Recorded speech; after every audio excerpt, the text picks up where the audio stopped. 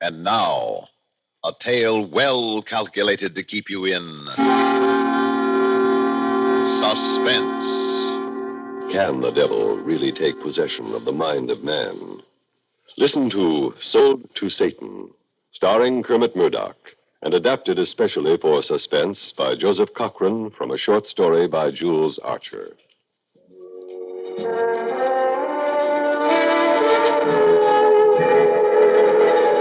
Just for the record, I'm not Frank Weinglass, president of the Figurette firm. And yet, I'm a significant part of him. I'm sure Frank's dimly conscious of me, for he wrote in his diary, I believe every man must carry a personal Satan caged deep within himself. A subtle, compelling force that suggests mad ideas, wrong ideas, irresistible ideas. That's Frank's estimate of me. On my own behalf, I'd say I'm keener than Frank in understanding what is inevitable and telling him so at once. And I do have my mischievous comic side, as Frank discovered that evening at the exclusive Hampton Club, where the members for the most part believe that silence is golden. Confound it, man. Must you make so much noise with that ice? Oh, sorry, Colonel Dover. All right, let's see. Frank wasn't a bit sorry, and I got the message. I waited and let Frank remind himself that Colonel Dover had the annoying habit of glaring over the top of his newspaper at anyone who made the slightest sound. At the right moment, I made my move. Frank, can you imagine what would happen to this sacred silence if we gave the Colonel the hot foot? Well, after the third scotch, Frank agreed it was a hilarious idea. He got up, walked over to the Colonel, and stopped, pretending to tie his shoe. He lit the match and got back to his chair. We waited. Fire! Great Scott, my foot is on fire. Colonel. Oh, blasted it. If I knew what bounder did that, I'd have him expelled. He would... Steward!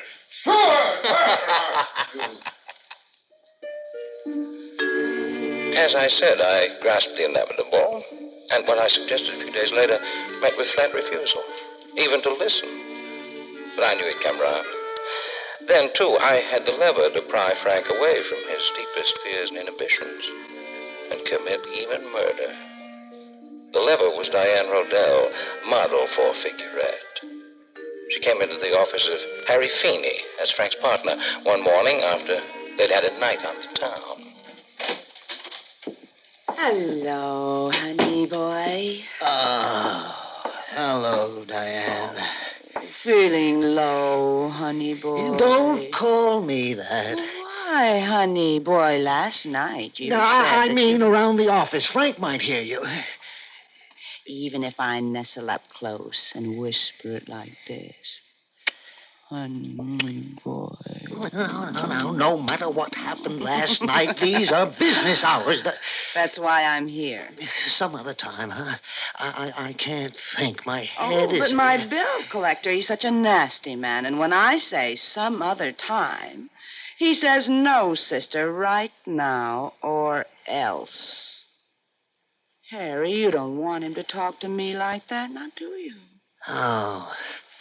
Well, here's $200. And for the love of Mike, don't... Ah, thank you, honey boy. And from now on, this'll be my week's salary. What do you mean? Your salary's $100 a week. Oh, it was. Now it's 200. And I want a 10-year contract. What?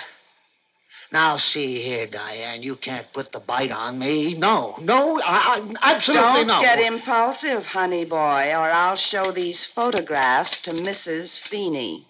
Oh, Diane, this is blackmail. Oh, no, honey boy, you know I'm the best model figure I'd ever had. I'm worth $200. Yeah, sure. I know you're a good model, the best. But there's Frank. He's my You partner. also have a partnership with Mrs. Feeney. Now, what's she going to say about these photographs? All right. Give me the photos. Say nothing about this, and I'll adjust your salary. We'll call it a cost of living increase. And because you're so valuable to the firm, that is, you'll be sewed up with a long-term contract. How's that? Why, honey boy, that's what I came to ask. I'm so glad you thought of it first.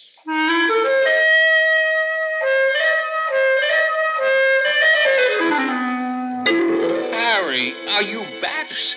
$200 a week. And a 10-year contract. But why? Has she got something on you? Take a look at these photos. She hinted that Agnes might like to see them. No doubt she would. Well, it's your funeral. And then it's all right? We give her the 200? You pay the extra 100.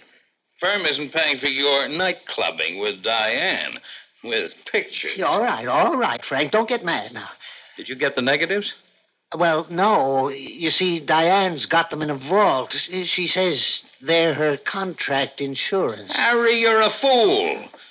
We didn't need your wife's money to expand the firm. I'd call the police, have her arrested for extortion.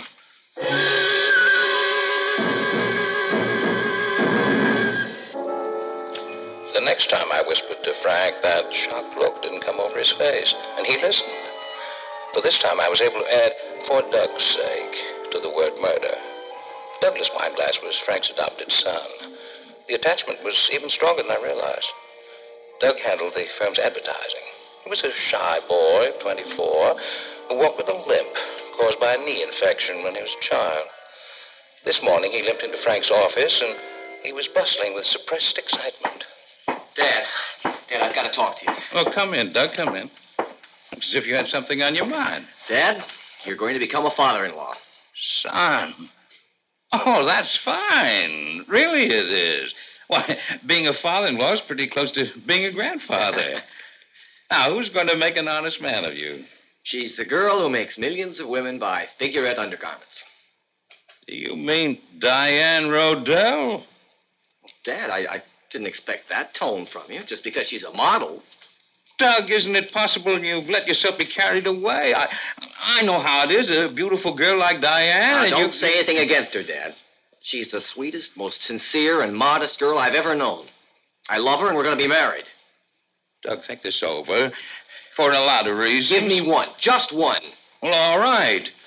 Ask yourself why Diane, with her looks and her glamour, wants to marry a kid like you who's lame in one leg. I've heard enough, Dad. Nothing you can say will interest me. Not after that. Oh, Doug, come back. I didn't mean it.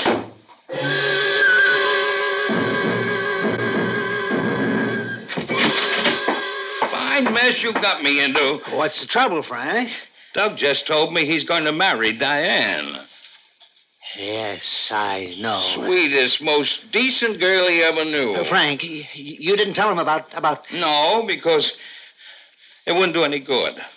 The only way I can convince him is with those photos. Let me have them. I burned them. Well, then you've got to tell Doug. I can't. Diane's way ahead of you. What do you mean? She phoned and said if I ever told Doug anything to hurt her chances, she'd send the photos to my wife in the next mail. Frank, Agnes would throw me out. And if she did, I wouldn't have a dime. What a partner you turned out to be.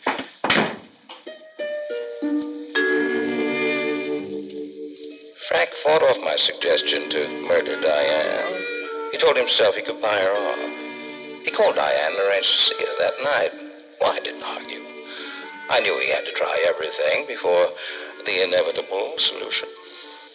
So nice of you to call, Mr. Wineglass. Do sit down. You know why I'm here, so let's skip the preliminaries. Get down to the price. What's your half of figurette worth? $60,000. Let's not play foxy with each other. My source of information tells me it's worth $150,000. The same for Harry Feeney. Except his wife owns his shares. Knowing you can't shake her down, you think you'll get it through Doug. Oh, l'amour, l'amour. I just can't resist Doug. And vice versa. A grand passion like ours is worth $150,000. Well, good night, Daddy. My boy thinks you're the most decent girl in the world. How perfectly darling of him. You wouldn't ever tell him anything different. Now, would you, Mr. Wineglass?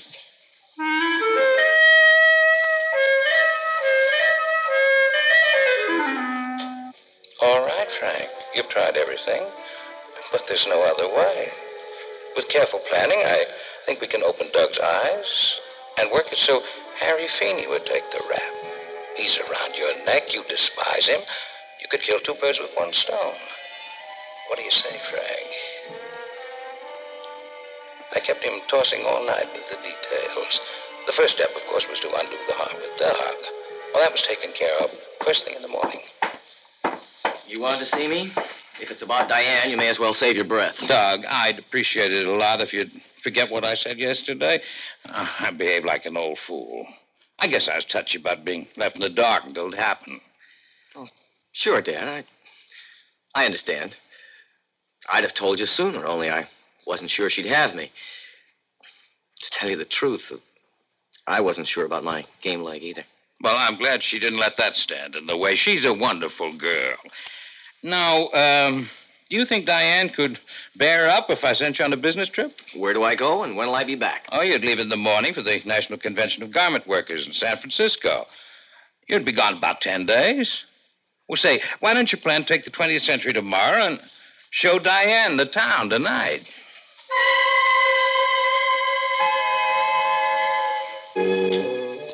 Step number one was easy. Doug softened up and out of town for 10 days. Diane out of her apartment for the night. Step number two consists of your alibi, Frank. We'd better put it through a test run.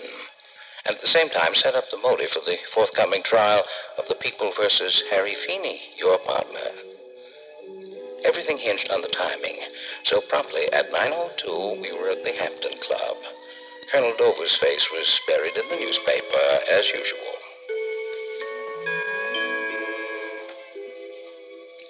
At 9:15, he had turned page 1. Now, Frank, let him have it. Blast it! Oh, sorry, Colonel. Very sorry. Well, that's all right. Perfect, Frank, oh boy. Perfect. 9:20, at my whisper, he rose, slipped out the French window and into the garden. It took 3 minutes to reach the Madison Arms, Diane's apartment house up the street from the club. Entering by way of the cellar, he climbed the 10 flights of stairs without meeting anyone and emerged at the corridor window. He had a bit of luck when he got out on the fire escape and found the window to Diane's room open an inch. 9:30, he was pecking out a note on Diane's typewriter. He finished the note, and at exactly 9:40, he left the apartment, hurried down the stairs, walked to the club, and entered by the same window. He sank into his chair.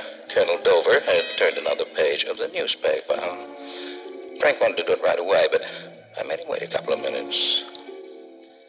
Now. Now, confound it, sir. Must you clear that infernal throat every 2 minutes? Oh, sorry. Terribly sorry, Colonel. Well, glass of peaceably. The run-through was perfect. Frank was elated. I told him the plan was foolproof. Frank, the only thing that can trip you up is nerves. So now relax, get some sleep. I reminded him to mail the letter he had typed on Diane's stationery. The reaction to that didn't take long. Oh, Frank, listen, what am I going to do? Look at this letter I got this morning. What am I going to do? Well, how do I know that you tell me what it's all about? Well, here, read it. Harry, honey boy. Honey boy, good gracious. I'm afraid the time has come. I need a little extra money. Let's make it $25,000. You can bring it to my apartment tonight at 9:45 sharp. Don't telephone any excuses, or I'll stroll down to the mailbox. $25,000. She writes as if it were petty cash. P.S. Bring it all in cash, please. I can't raise $2,500, let alone what she's asking. Frank, you couldn't see your way clear to let me have it, huh? You'll get it back, every cent. Sure. When Agnes dies. I'll get her to sign over some of the stock to you. I'll convince her. Somehow. All right. Stop sniveling. I'll give you the money. On one condition. Oh, anything you say, Frank. Just this. When you see Diane tonight, get those negatives. Slap her around if you have to, but get them. Understand? Oh, sure. I'll get them even if I have to knock her out. Frank, old boy, you're a real friend. I'll never forget this. Never. Hook, line, and sinker.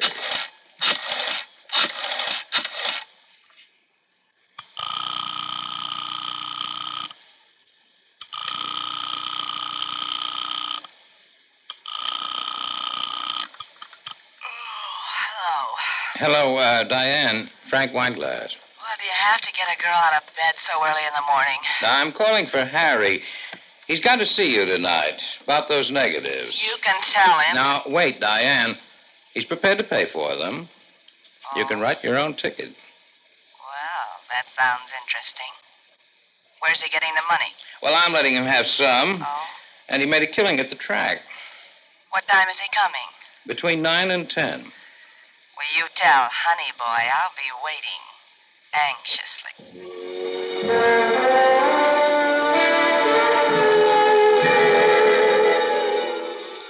Frank was on edge, so I made him wait in the club a full 5 minutes more. He felt his pocket for the murder weapon, one of Harry's scarves taken from the office hall tree. According to schedule, it would be wrapped around Diane's beautiful neck at 9:37. Frank slipped out by way of the French window and made his way to Diane's apartment. No need to climb the steps this time. She was anxiously waiting for her honey boy. Come right on. Oh, it's you. I thought Harry was coming. Well, you know how Agnes is. He couldn't get away. So he sent me with the money. How much? He told me I could name the price. Have you got it with you? If you have the negatives. I've got them. You see them when I get the money. How much? 150 grand. That's what I figured it'd be. It'll break Harry, but that's his funeral. Sure you want to count it, but you'll find it's all there. 100, two. Oh, you big bum. There's nothing but blank paper here.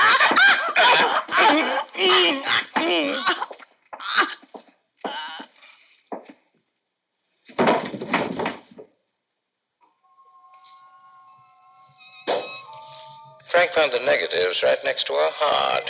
He burned half of them, leaving enough to show who it was. Picked up the fake money, made his way back to the club, just as the colonel was turning the second page of the newspaper. Frank slipped into his chair and calmly waited for my signal. Now, by the eternal, sir, this is too much. You, sir, if I hear one peep out of you again, I will... Oh, yes, I'm sorry. I beg your pardon.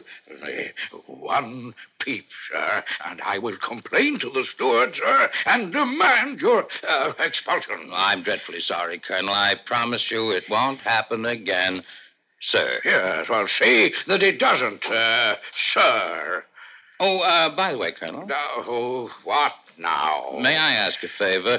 My watch reads 9:20. It stopped. When I entered the club, it was 9:15. Well, it is exactly 9:52. Now, sir, may I go back to my paper? Thank you. 9:52. Only 3 minutes off schedule. We allowed a 5-minute margin for error. Not bad. Diane dead, Doug in San Francisco, and to make it perfect, Harry has promptly let himself in by the door that you left unlocked. He'll reel back and leave his fingerprints all over the place. He'll rush out without noticing the burnt negatives of the scarf, and he'll be frantic until he finds you. Mr. Wineglass, telephone call for you. I'll plug it in. Oh, thank you. Hello? Frank, I've been trying to get you all evening. I'm in an awful mess. You've got to help me. Oh, what's the matter?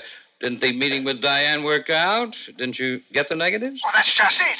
I haven't been able to get away from Agnes. What? When I was finally able to sneak out to call Diane and tell her I was stuck, she didn't answer. Frank, get to her, find her, and explain. Tell her I'll get there, but it'll be after midnight.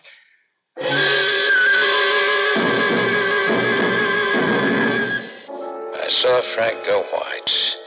If Harry was home until after midnight, they couldn't pin the murder on him. I called on Frank to be calm, reminded him that if they couldn't pin it on Harry, they couldn't pin it on him either. Besides, the main purpose had been accomplished. Diane wouldn't marry Doug. I told him to go home, get some sleep. Early in the morning, he was awakened by the doorbell ringing. And when he opened the door, he saw an officer. Sorry to disturb you, Mr. Wineglass, but they want to see you at the station. What's the trouble? Diane Rodell, a model in your employ, has been murdered. Diane? Oh, I see. They want me to give any information I can. Do they suspect anyone? Hate to be the one to tell you, but they're holding Douglas Wineglass. Oh, that's impossible. He's in San Francisco. He was to take a train, but stayed in the city until the last minute and decided to take a plane. He phoned the police from her apartment. We found him holding some burnt negatives. He didn't deny the murder. He just kept saying he didn't want to live any longer. Get me down to the station as fast as you can. Oh, I'll clear this up in no time. All right, the car's waiting. I whispered, Frank, don't be a fool. The boy doesn't mean that much to you. He didn't even hear me. Maybe I didn't know the real Frank Wineglass after all. Maybe Frank was willing to pay with his life just to prove me wrong for once. So long, Frank. I won't be taking this trip with you.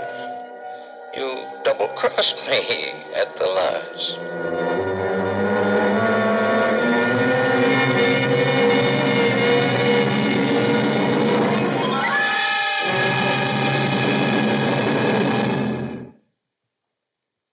Suspense.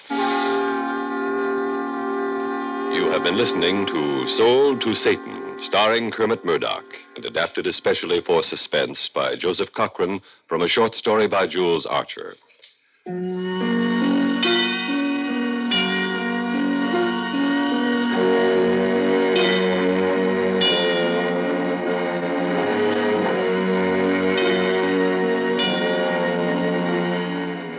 Suspense is produced and directed by Bruno Zerato, Jr., musical supervision by Ethel Huber. Heard in tonight's story were Elizabeth Lawrence as Diane Rodell, Robert Dryden as Harry Feeney, Ian Martin as Colonel Dover, Richard Holland as Douglas Wineglass, and Dick Hamilton as the police officer. Listen again next week when we return with The Juvenile Rebellion, written by Robert Senadella. Another tale well calculated to keep you in suspense. CBS newsmen everywhere report in depth and detail on this station of the CBS Radio Network. You've been listening to the OTR Gold Network. Find more classic radio at otrgold.com.